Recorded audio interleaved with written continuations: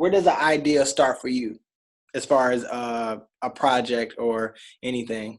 Yeah, honestly, for me, every idea that I just had to do came from me listening to like my favorite motion picture scores. So like my favorite composers too, Hans Zimmer, Junkie XL, James Newton Howard, so many different people, and even more recently, Gilder Wadnatir.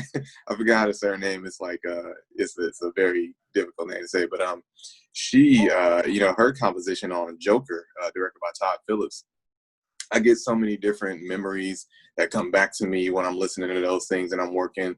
I get so much motivation that comes to me when I'm working on that, and I can see the movies that I would want to make. And when I get that one, I gotta get to writing. And I got this little Google Docs sheet where I'll just start scratch writing everything that comes to mind. Now, that's how the corridor came about when I did that back in 2017. I was listening to music. I started imagining things, and hilariously enough, getting sidetracked from the project that I was supposed to be working on. Yeah. I just got to writing, and then I shared the idea with somebody else, and then they were just like, "Oh, we can make that happen." And, that was that. So yeah, music. I got to give music the credit for that. Pretty cool. Are you working on any projects now, or that had to be postponed because of everything? Oh yeah, definitely. It was already hard enough because with the Static Shock web series, I kind of bit off more than I could chew because I'm like a very linear storyteller. I'm learning. Like I could do a movie, I could do a short, start to finish. But trying to plan out like a 6-episode web series, that's a whole kind of different thing when it comes to budgeting, not just for money, but for time, other people's time and everything like that. So it started to become a huge problem, and it hurt a lot for me because I'm so emotionally tied to the cartoon series that it's based off of, and I got so much amazing talent. The people that are on my team have driven from different cities just to be on set, and they were working for free, and I always feel so bad about that. So it's just like I kind of had to draw back and think about some things like, man, I had my delays before COVID-19 came about, but now this thing kind of just puts like an indefinite stamp on things just kind of being away. And people kind of drift apart when that kind of thing happens, but all the actors and everything, they're very sweet, they're very kind, and they're just like, I'm still a part of this project. I respect it. I respect what you're doing and everything. I've had a whole lot of fun. But the older I get and the less time I tend to have, I start to wonder, like, man, I got all these other projects that I want to do, especially ones that are creative and my my own intellectual property and not based on something that's like a fan kind of thing that I had, because I have so much respect for Dwayne McDuffie, the late Dwayne McDuffie, late great. I have so much respect for director Robert Townsend. Especially with the Meteor Man project that I've been, that's been in development for the past couple of years.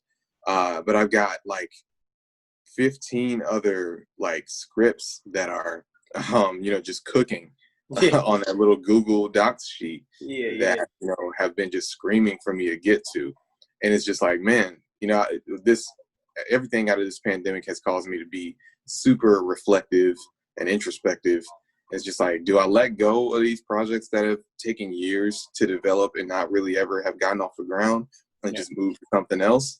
What about the people who have been asking me about them and saying, like, oh, how's Static Shock going? How's Meteor Man going? Or oh, can I be in it? And everything like that. And, I was more high spirited about it than like, yeah, let's go. But with filmmaking, it's like very up and down for me. Like sometimes I'm feeling like, oh, I can't do it. I'm not good enough. I don't want to go out with a camera. I don't want to do any of the logistical planning. But yeah, not to run your ear off or anything like that, but it's definitely been hard thinking about it. I definitely have projects that are just waiting to get written on the slate and just ready to go, and I don't see myself developing another web series after Static Shock. I think I just want to stick to the movies and the short films. And a big goal of mine is to but to get to ABFF, American Black Film Festival, and submit a feature-length film there someday. I don't care how old I am. And you know, everybody wants to get into Cannes and you know, all of that kind of stuff. But the first film festival I ever went to was ABFF, and I just felt like I was at home. People were showing so much love. Filmmakers from every level, you know, screenwriters from every level, and if I were able to get a submission into there and my people got to see my work, that would be like the highest accomplishment for me. I could die a happy man. Right. It was so dope. We gotta tag him. Everybody need to flood the video comments and all that stuff. Let them know. But yeah, I felt like this was, you know, how everybody said, oh, 2020 is that year. I plan to submit a lot of projects for for festivals, but this kind of put a halt on everything. So with the, you know, with what we're doing now about film is kind of what I came up with, and trying to stay productive in content producing and, you know, releasing it. But yeah, it's gonna be some time to make up like a lot of a lot of things, and I don't know, how do you see it? So when do you see things getting better or like getting back to normal? How do you think the filmmaker is gonna be after this? Are we gonna be able to shoot in large groups or? You know, as far as like the whole pandemic, I don't foresee things getting better until after like August. As far as all the gigs and the industries that have been hit with this, I think this time has kind of forced us all to like evolve slowly, painfully, but surely. You know, and I think that filmmakers are really going to have to think like we all kind of, people who grew up, anybody who was born, you know, before maybe 1995, who ended up wanting to be a filmmaker probably had the dream of their movie being shown on the big screen, right? And, you know, they probably had this vision where, you know, you get this audience of people, they're buying tickets and everything, they're sitting down with their slushies and their nachos and their popcorn, and they get to see your movie up there. But now it's just like, oh, I might not ever get that chance. So am I okay with my movie being accessible via a streaming platform like Netflix, where people are viewing it on all kinds of devices, their mobile phone, their tablet, their desktop, their TV at home? Not everybody got a home theater, you know. Am I okay with that? And I think that every filmmaker today should ask themselves that question, because, you know, it's just like, why not?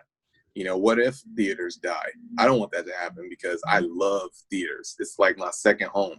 You know, but filmmakers got to have a really honest conversation with themselves and say, what if this does go on? And what if theaters do become extinct? Am I okay with having to force myself like clay to fit into this new generation or this new era of filmmaking to make content for smaller screens?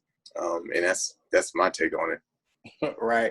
I feel like that you make a great point, because I think the experience from a movie theater, you can't replace, because, you know, I've watched movies on Netflix that premiered on there, which, you know, I'm not saying they weren't good, but like when you go to the movie theater and watch it, it's like when you walk out the movie theater, you're like, okay, what?